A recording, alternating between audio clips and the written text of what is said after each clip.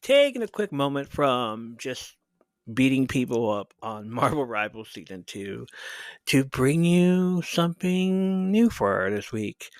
Um, so I kind of messed up, guys. I posted the predictions episode way too early on a Monday. It's like it's still there if you guys want to listen to it. Um, Up until this weekend when Backlash shows up on our screens on Peacock. Don't forget to check that out. Go listen to the predictions episode with myself, Menace, and our friend Greg. You'll love it. Other than that, uh, with all this discourse discussing about Meng Haku lately, I don't know. I've seen it all over the internet.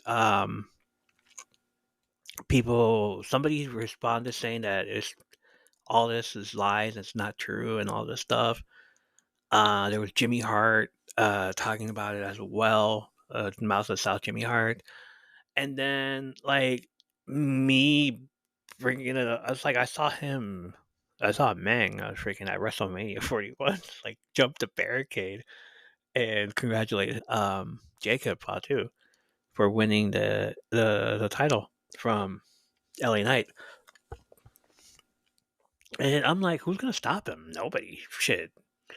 The the bodyguard ain't gonna stop. The bodyguard, not the bodyguard, the security guard, like knew who it was. Like, yeah, I'm not stopping that man. Like, who's gonna stop Meg from jumping? And I'm just like, he went to over check. Hell yeah, that's awesome. Like, literally, who would stop him? Um, and just because of that, I said that I was like, you know what? It's true. Who would stop that man? Nobody. So because of all this discourse surrounding him and everything, I went back to old episodes of mine. Yes, I did. Very old episode. It's actually from May of 2022 when I first started the podcast under the apron, the banner, from under the apron banner.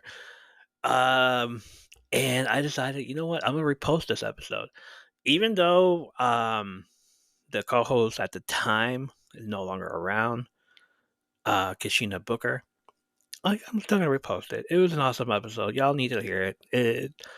Like there were more to it at the time, and since it was in May, I will be reposting that second half of the show in around when it actually happens because of something that happened that exact same month in what 20, 30 years ago. Yeah. But this one was posted May 27th, 2022. It is an old episode. So please check it out. Let me know what you guys think. It's about Meng or Haku, as y'all like to let's call him. Like I know him. I was like, yeah, his name was Haku in the WWF a long that time ago. But I know him as the Face of Fear with the Barbarian and Meng because he was in WCW. The Dungeon of Doom, is that what it was called? It was. I'm telling you, at the time, this dude was ruthless. This dude was amazing, and I will forever know him as Meg. And this is why I'm like, if I hear stories of Meg, it's like I believed them. I believed them. Here's one like. Let me pull up the one that I heard about Jimmy Hart say. I believe it was from this past week. Jimmy Hart shares a Haku story. Here it is. He says, "How about the time I was his manager on Nitro when Goldberg picked me up and dropped me in the ring? After the match backstage, Haku wasn't too happy with the drop, and let's just say he didn't just mention it to Goldberg. I was Mr. Hart from there on." This was on Instagram, I think, and somebody answered him with the Machoverse answered him with, wow, that's awesome. Haku broke the streak after all. Thanks for sharing that, Jimmy. And he did. He's like, don't mess with Haku. Don't mess with Meng. Period. Point blank. Don't ever. our friend Kesheen Booker, she was a columnist at the time at Sportskeeda and then bodyslam.net. It freaking is an awesome site. Y'all should check it out. It's a great wrestling website for all that. And it was her birthday at the time. And happy birthday if she's still around. If she's still listening, happy birthday. Hope you're having an amazing time. Hope everything is going great for you, because we miss you around here. Be safe, okay?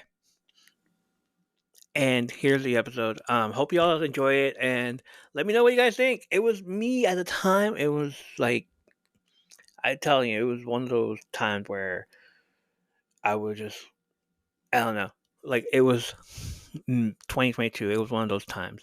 What episode was it? It was 34, 35. It was episode 36. It was called The Chronicles of Keeping Kayfabe Alive with One King of Tonga, Meng. At the time, I was like looking at SEO stuff and what I should be doing. And this is the title that came up, and I posted it, and it got a lot of downloads and plays. Streaming downloads, 135 downloads. And like with the entire episode, it was an hour and 32 minutes. Now it's probably around an hour without me here. Under an hour without me, without the new me stuff going on. So yeah, hope y'all enjoy it. Let me know what you guys think, and I shall see you after the. You should hear from me after the episode. Go check that out.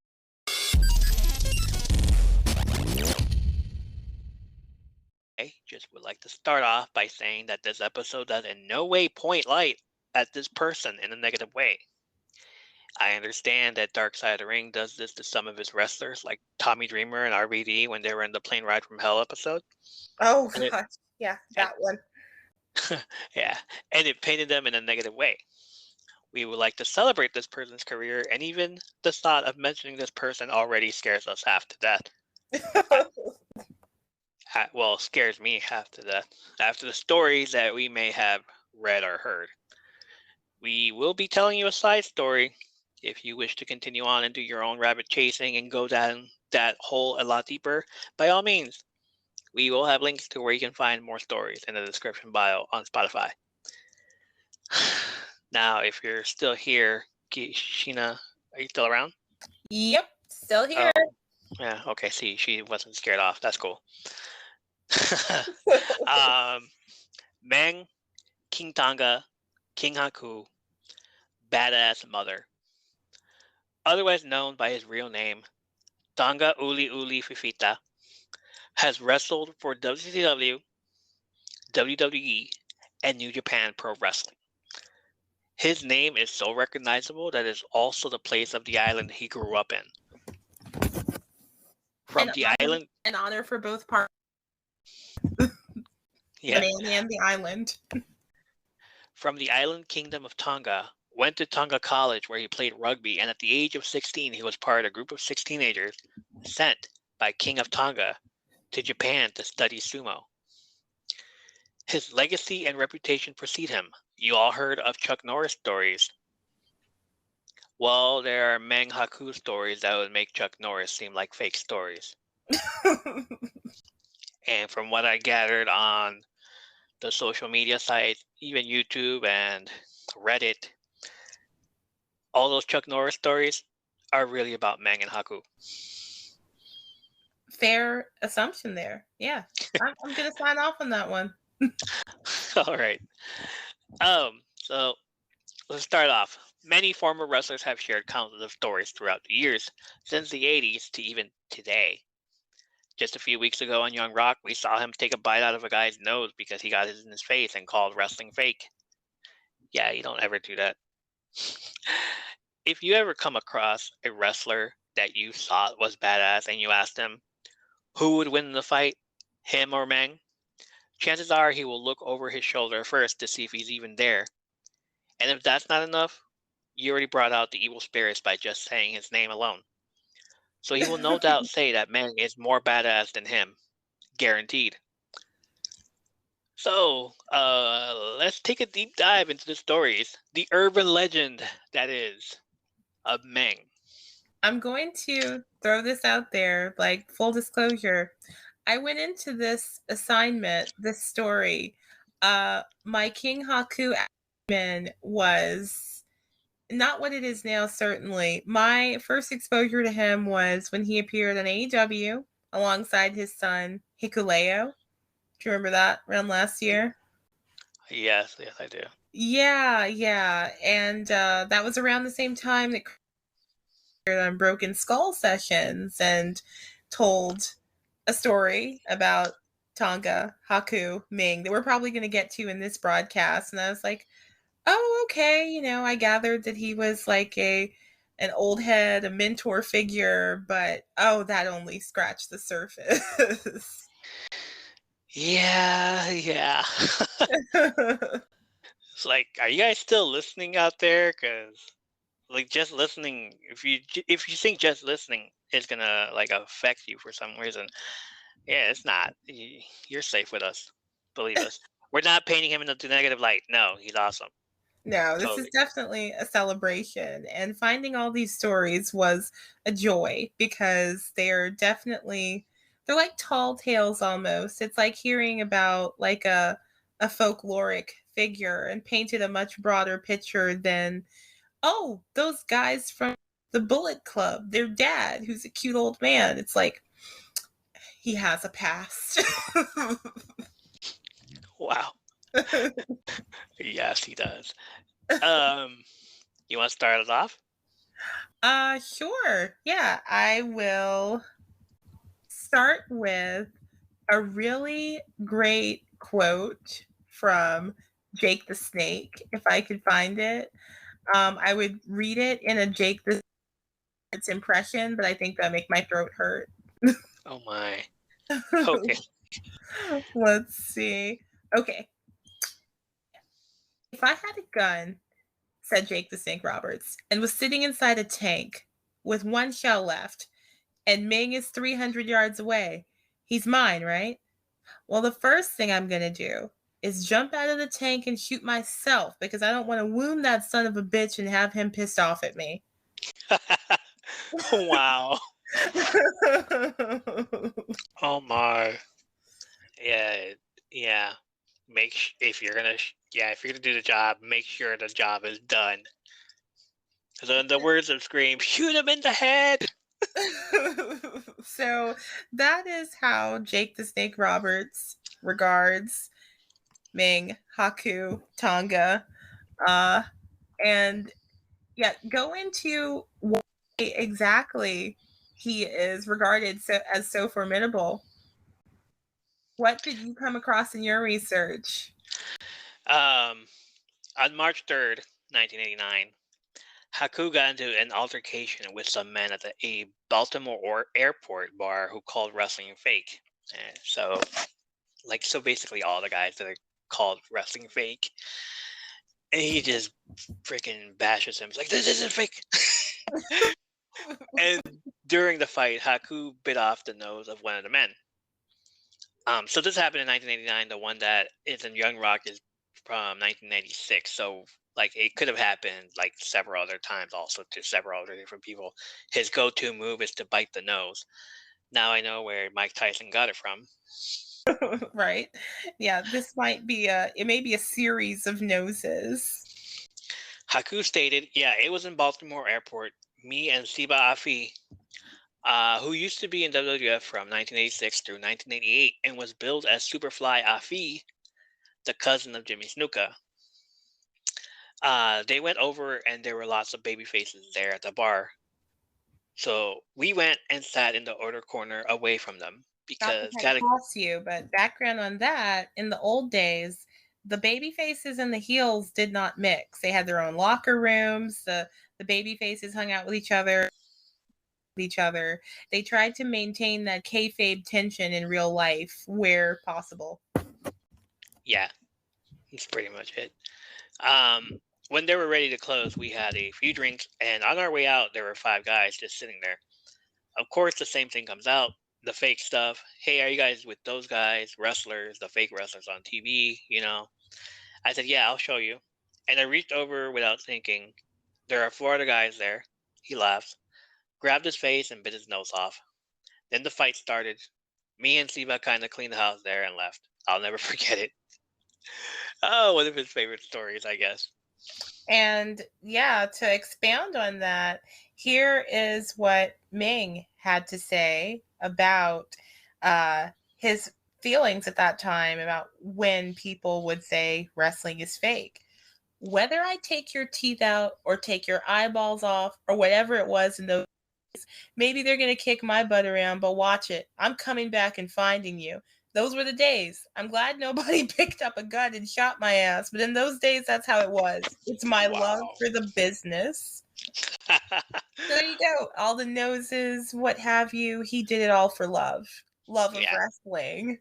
I love this sport. I will kill you. Um, And for that anyone was who hasn't seen him in action, like what animates these stories is if you've ever seen him in the ring, it's like he's so energetic. He has these poses, and like you can easily imagine like that energy powering a real fight. uh, there's a gif where Hacksaw Jim Duggan headbutts him, and the headbutt sends Hacksaw jumping in the air and onto the mat like, what? But he just headbutted him. It was like Meng is just standing there like, you don't ever hit a headbutt a Samoan or a Tonga. And that is like a big part of his like in-ring presence. A lot of the footage that I reviewed for this episode, especially like going into his WCW run, is about how like he just absorbs the blows. He does react. You really have to throw a lot at him to make him react. Yeah, he's to quote in my nerdy X-Men mythology here, he's the bishop of X-Men of the wrestling world. He Ooh, absorbs and hits back. I was always more of a DC Comics fan, but I can pick up what you put down. I can pick um, it up. let me see. Any nerds out there would like to tell me the um Nerds, send in the nerds. any of my geek friends want to tell me the similarities of Bishop and anybody on DC? Let me know right now. At what? No, not at. Yeah, Twitter also. I forgot my Twitter. Just email me from undertheapron@gmail.com. Yeah, That'll be that'll fun. work. Or Twitter @apron_stories. So, as mentioned, Meng, that is how he was known in WCW, but in WWF, he was Haku, and he was in a tag team called the Islanders. Yes. And they had some notable feuds with some other tag teams that were contemporary at the time, British Bulldogs, Rougeos, but he was also at one point in a tag team with Andre the Giant called Colossal Connection. They held the tag team championships for a bit, but they lost them at WrestleMania 6 to Demolition. Yeah, they did. Yeah. I remember that. Yeah, that was that match was wild for me because I was born in 1990 in May, of course. Today's my birthday, as we already. But that was in January 1990, so I was like, I was in a precarious state of personhood when that match happened. I was fetal. Oh my.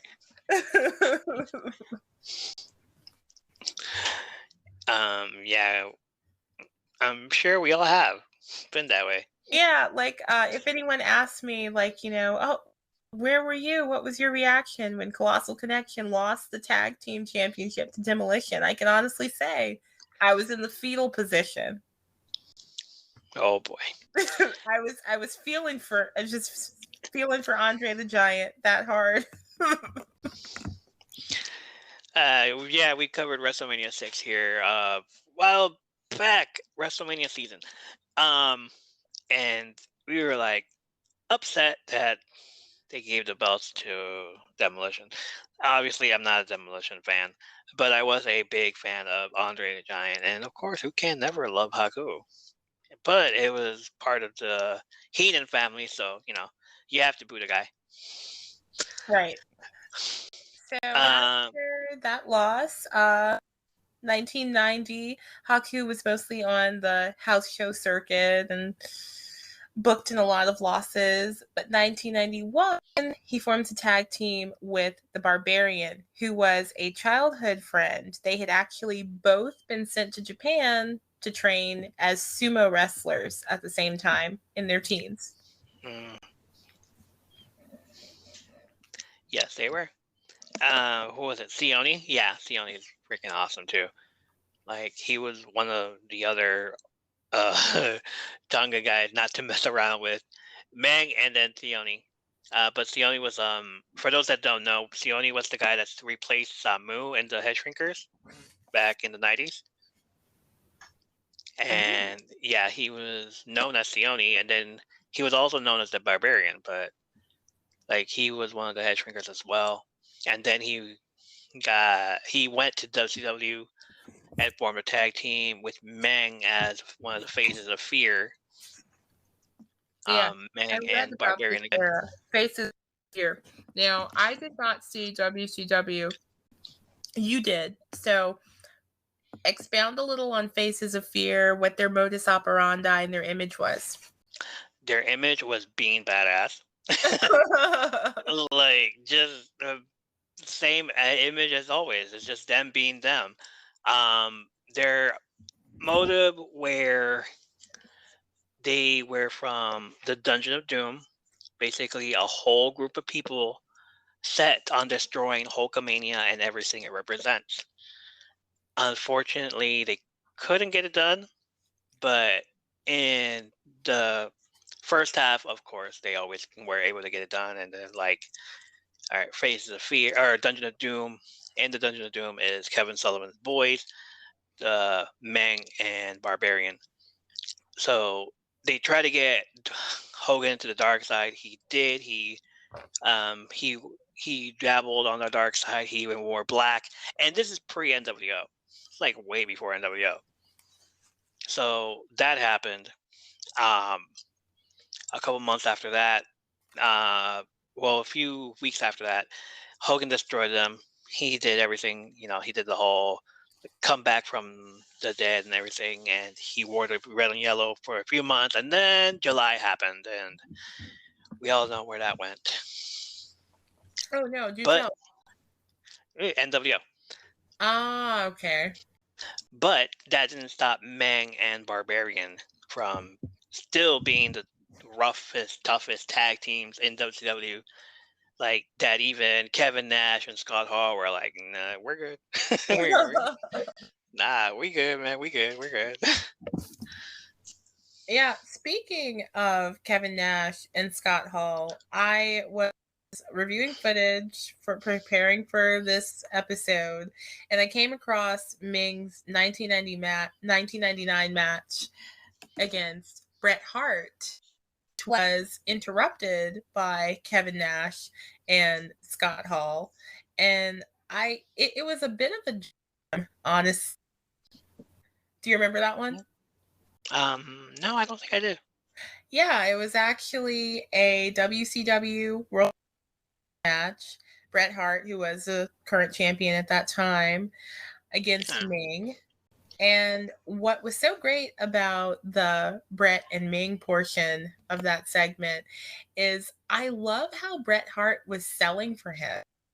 He was really eating these moves and, selling this idea that Meng is a really tough guy and that Meng himself, it takes a lot to overcome him and make him feel pain. And the chemistry was great between the two of them. Comes Kevin Nash and Scott Hall. They do their NWO interrupting thing. And another about that match is it was November 1999, just a few weeks before Bret Hart went on to face Goldberg at Starrcade. And the rest is history, of course. Concussion. Yes. So for the interplay between the two competitors, I found it very well done. There's the NWO interruption, and just the place and time, having it be right before that infamous Starrcade incident. That was interesting too.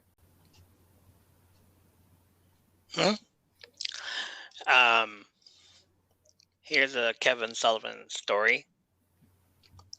On one occasion, when I was a booker in WCW, I asked Meng to do something that wasn't major, but it wasn't completely the right thing to do. Meng got a little upset, and it was the most scared I've ever been in my entire life, despite Meng not being that angry. I've also used Meng to my advantage when I had to inform a few guys that they would be losing an upcoming match. When the wrestlers became upset and told me they refused to do the job, I told them that instead of arguing, I would just go get Meng and have him take care of the situation. The guys immediately agreed to lose their matches if I promised not to go get Meng. Kevin Sullivan was a wrestler booker in WCW, and so they traveled together quite often when they were on the road. He told a story to WWE Classic when the duo went to a tavern to grab a few beers before heading to their hotel. According to Sullivan, it was obvious that they weren't locals, so when they walked into the bar, a guy playing pool called Meng a horrible, derogatory word. Oh boy. The next thing I know is that Meng goozles a guy like Mr. Spock. Sullivan said.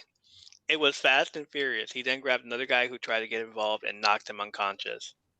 After that, things got even crazier. Like, yo, yeah. Like, not messing with him. How do you tell new people, like, yeah, don't mess with that guy?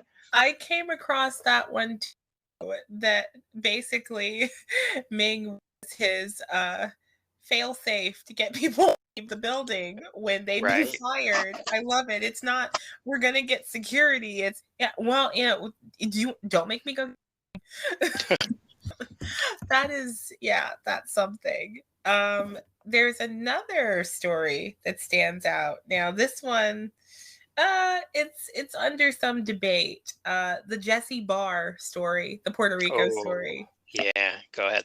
Okay, so they were working Puerto Rico in 1987. Another wrestler by the name of Jesse Barr allegedly kicked dirt onto a ditch digger. Meng witnessed this and told him off about it. And according to some reports, he grabbed him and popped his eyeball out of the socket. Some other wrestlers who were there and witnessed it claimed that he tore the eyeball. Meng says he did not tear the eyeball out. So that one's up for some debate. Wow. Wow. Yeah. Now the nose incident, he definitely confirms that one, but the eyeball he does not. So, I'll go with his version of the story. Oh my goodness. Eric Bischoff tells a lovely story, like made him respect him some more. Meng was never fired from WCW because no one was brave enough to do it. One particular day, Greg Gagne and I walked into the locker room and interrupted the conversation between Meng and Chris Candido and Chris Jericho and Tammy Sitch. Meng immediately looked at the pair of us and said, "Hey, I apologize to my friends. I'm talking to them." The entire room went silent and everyone just froze. It was then that I realized the stories about Meng weren't just legends. Gagne and I apologized to them and waited for the conversation to finish before speaking with Meng. It's like, wait your turn, buddy. Yeah, I read this one out to my brother, and he loved it. Because just imagine telling the president of your company, "Hey, I'm talking over here." Talking here, yeah. It's the layman's dream. Like, excuse me, sir. Wait, I paid you. Exactly. And you can only imagine the thunderous look that must have been on his face, which is wild because I mean, you see him now and like he looks like he keeps lemon drops in his pocket and hands them out to grandkids or something, you know? Wow. He just looks like the cutest little old man who is Right. loosely affiliated with the Bullet Club, but yeah, still a cute little old man. Yeah, the Bullet Club, and I know they're not what they used to be. I know, yeah, yeah, it's fine. but they're still supposed to be dangerous and bad, you know? Wasn't it the Samoan dynasty that they were trying to do also? Or was that just Rikishi? Um, where are we? Are we talking WWE, New Japan. New Japan? Like when Rikishi went over there also, and he was talking to, he had Tonga, Tonga Loa, Meng was there also, and then Rikishi just came out, was all like, this right here, this is the dynasty, and they were trying to do what the Bloodline was doing right now. Oh, okay. No, yeah, yeah. So it was like a couple years ago, maybe. Yeah, Hmm. around before the pandemic, probably around there. Yeah. Any other stories? Yeah. Okay. So apparently, Meng, this is when he was working under the name Haku, and Brutus the Barber Beefcake were not big fans of each other in Oh my WWF. goodness. Nobody's a big fan of Brutus Beefcake, so it's all good. It's Oh fine. Nobody's a fan of his. It's all right. no. Okay. All right. Here's the story. Brutus Beefcake went to management and complained that Haku slapped him too hard during a match. When Haku Wow. found out, he walked to Beefcake's locker room and grabbed him out of the shower. He started choking him and lifted him 2 feet in the air while everyone on because they were too scared to step in and break it up. Eventually, Hulk Hogan came in and calmed Haku down. Well, he would be the one, but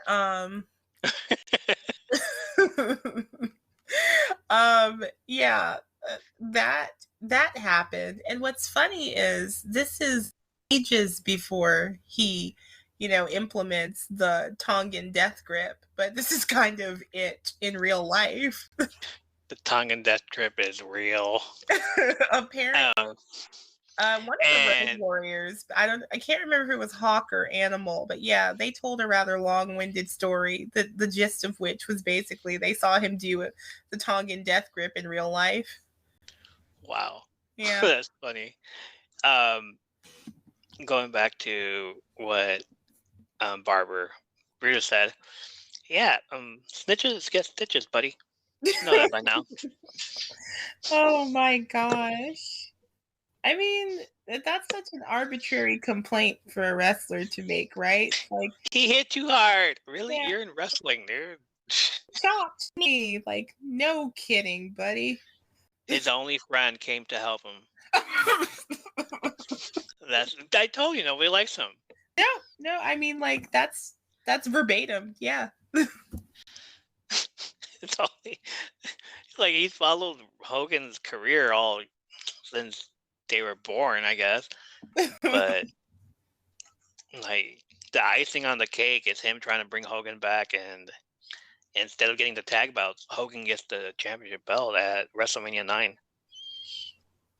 Like, see, Oh. I told you. We told you don't like you. Oh, well, apparently Haku didn't like him either. So here's a quote for Bobby Heenan, who was, of course, the faction leader for Ming and Andre the Giant when they were Colossal Connection. Yeah. Here's what he has to say. Meng is the toughest man, not just wrestler, I've ever met in my life. A fight once broke out in a bar, and Meng took his two fingers on his right hand, his index finger and trigger finger, and he reached into the guy's mouth and he broke off the guy's bottom teeth. If I hadn't been there, and I wouldn't believe it. Wow. Yeah. The guy is ruthless. And Oh we my have Bobby goodness. the Brain Heenan as an eyewitness to this. So make um. that what you will. Wow. Yeah. All right. The next one's from Reddit. Um, a few stories here. One is the other one's right after the other one. Terry Glenn from Reddit said, "Who was it who said that Vince McMahon told DX to retreat if they sent out Meng during the WCW invasion skit? I feel like it was either Bradshaw or Holly, but I can't remember. Regardless, that speaks volumes about his reputation." The comment right after this was from Kill297. "Oh, God, now that is something I would have loved to see on television. DX invades WCW, walking through the hallways, and then they stop, frozen. The cameras, the camera zooms in, and Meng is standing at the end of the hall. You hear a shit bail from Triple H, and they all start scrambling back to the tank while Meng gives chase." That would be such a smart moment right there. Like for the audience to get that, they would have to know all this stuff going in. That's on Raw. On Nitro, Bischoff hears the DX are invading and changes the plan to get a camera backstage. Commentary are going wild, wondering what's going on. Camera backstage shows Meng being ordered out there. He opens the door and the WCW camera zooms in on Triple H's dumbstruck face before he shouts, "Shit, bail!" And they scramble away while Meng gives chase. Invasion angle? Why you no do this? Honestly, that would have been really awesome, but I believe Ming kind of recused himself from the WCW invasion. Kind of gone to working the indies towards the end of WCW, I believe. Oh yeah, well they were talking about when DX invaded WCW in '97. Ah, This okay. is right after. This is the entire DX army. The whole hey, knock knock, who anybody there? Like when they were trying to get into the garage, but they closed the garage on them, and they're like, nope. Like Oh. that would have been lovely to find out. And the man, just the fact that McMahon's like, if you see freaking Meng, you retreat. Don't do anything else. Just leave. That is a that's a great line. That's a Like great line. McMahon telling him was like, yeah, go and invade him, yeah, and then, but just don't hurt yourself. Don't get hurt. If What's Meng funny shows is up, come back.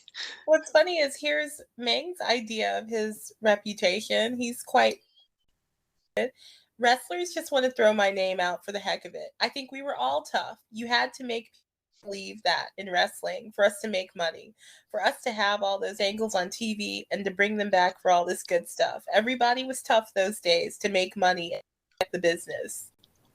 Yes. So that's a really interesting perspective. Like, not only is it modest, even though he has this reputation that precedes him, but it definitely paints a picture of that time period. Yeah, it is. I love that guy. Like, you can never say anything wrong about him because everything that I've seen of him is like, yeah, like he's one of the guys I'd rather have in my freaking stable if I ever have one. It's like, Oh, who no, wouldn't want him in the stable? definitely. NWO messed up.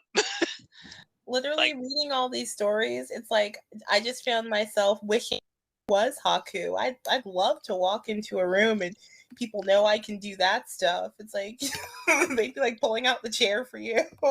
It's like instant respect. oh wow. Uh, on him being regarded as the toughest pro wrestler, he says, "My thing is that I am not the toughest. I was just trying to make a name for myself in the business.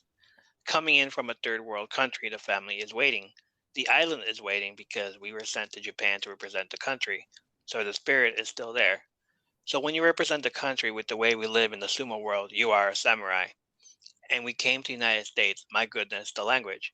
You are trying to run and think about your family and your country, and you try to represent them well, and you try to send the money to the family. Those were the biggest things for me.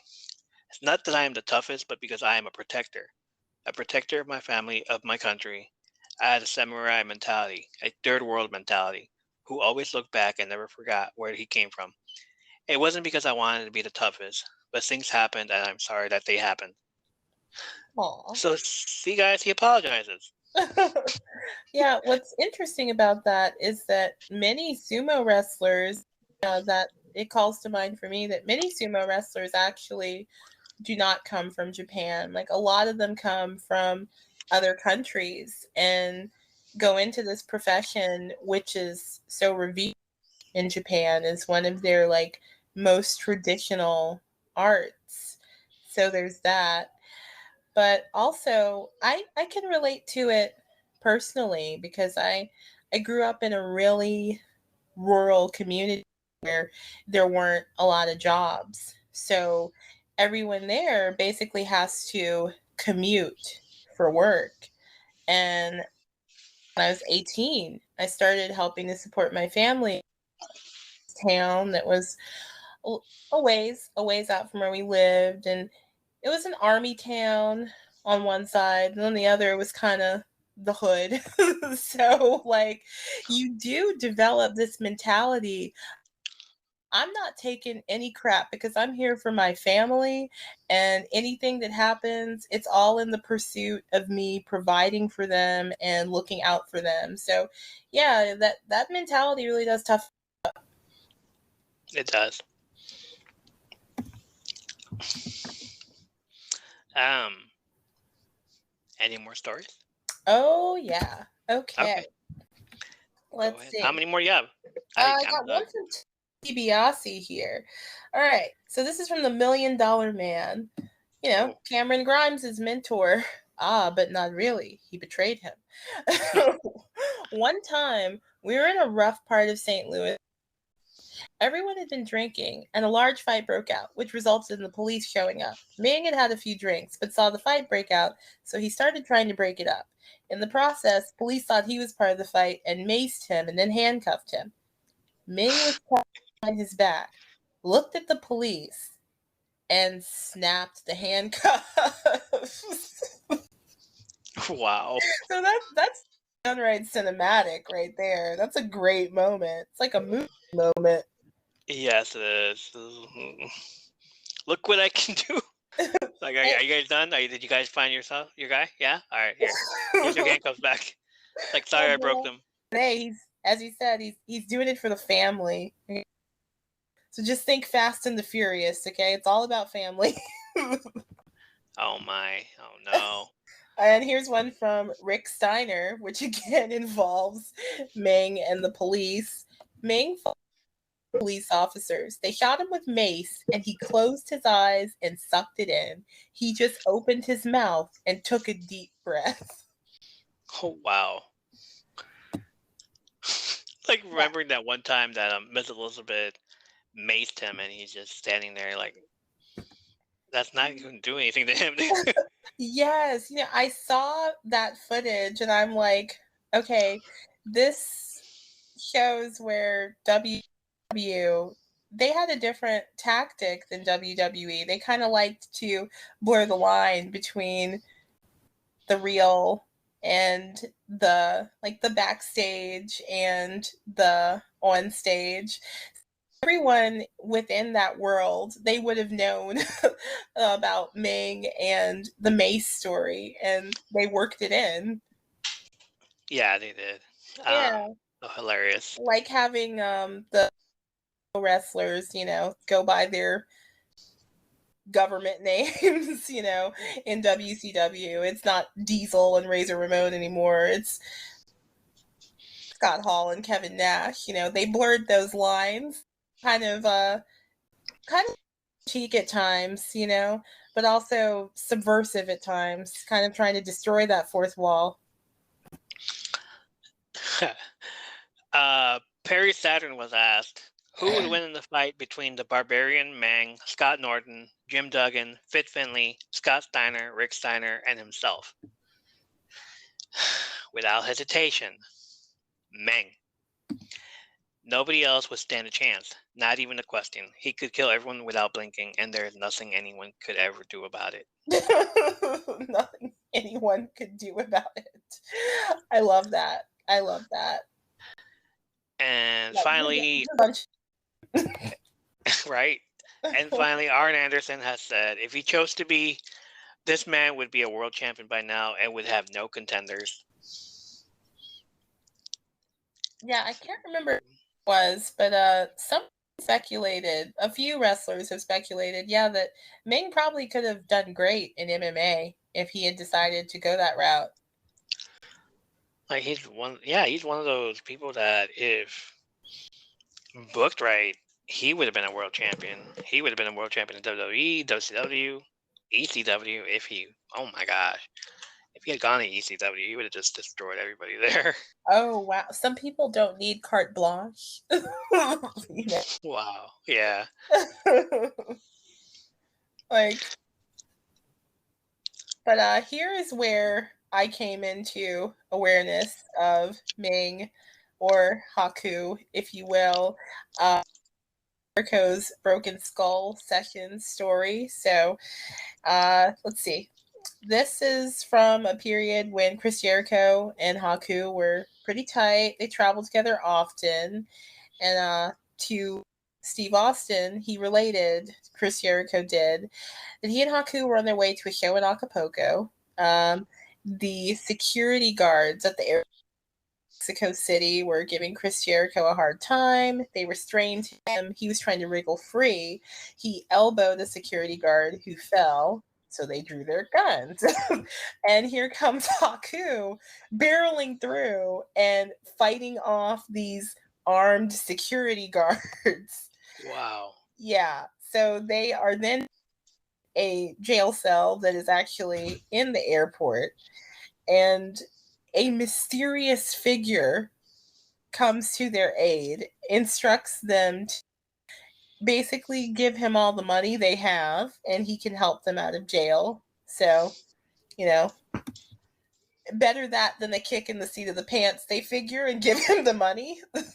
They make it to the show where they're supposed to wrestle in Acapulco, but the promoter does not pay them. So Haku, who's on a roll on this day, off the door and begins like verbally castigating the promoter, who then pays them.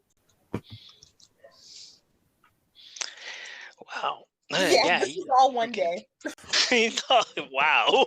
This was one day in the life. One day in the life of a badass. Right? Like, forget the Dos Equis, man. We are dealing with the most interesting man in the world.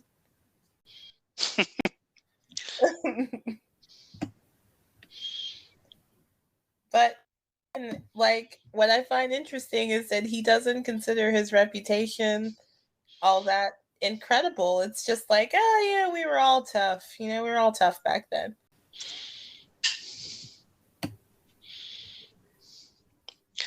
Yeah, they're all tough back then. Now it's just like it's an urban legend. Now it's all no, that never happened. Come on, really? Yeah, it did happen. I mean, like, the environment has definitely really changed for, like, you know, wrestlers backstage, you know. The Undertaker, I think he had some words about that a few years back that drew some controversy. There was a bit of heat there when he said that, you know, like gaming in the locker room, whereas they used to carry knives and guns. And, like, I can see where it would seem, you know, like an insult. Like he was calling the modern. Oh, don't forget scissors. They carried scissors, or made use of them where they found them to be. So yeah, there was that comparison drawn, but yeah, there's some validity to that. There's a far cry between, you know, then and now. I found it interesting that, you know, to some extent, you can definitely still see his impact on wrestling today. I mean, of course, his I believe nephew and adopted son, Tonga, who was one of Tamatanga. the yeah, is one of the original members of Bullet Club. Finn Balor used to ride about on his shoulders. Yes, Yeah. and Tangaloa And also. Tonga, his brother, and Hikuleo, their youngest brother. So love them, hate them, think they're past their prime, think that they're having an upswing moment with the addition of Juice Robinson, whatever. The Bullet Club is not going anywhere.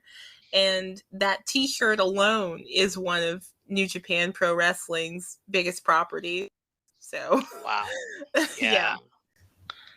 Oh man, it's freaking and awesome. that t shirt. Yeah, they do. Of course. Of course they do. So through like helping to train his sons, cultivating that next generation of pro wrestling, Haku is still having an impact. And as we mentioned earlier, he makes appearances with them sometimes in New Japan Pro Wrestling and also in All Elite Wrestling. And I don't know if he showed up in Impact. I know that they have, but with them in spirit, I'm I can't really tell if they did. No, they haven't. I know No, I believe Hikuleo's been on Impact. has he? I believe so.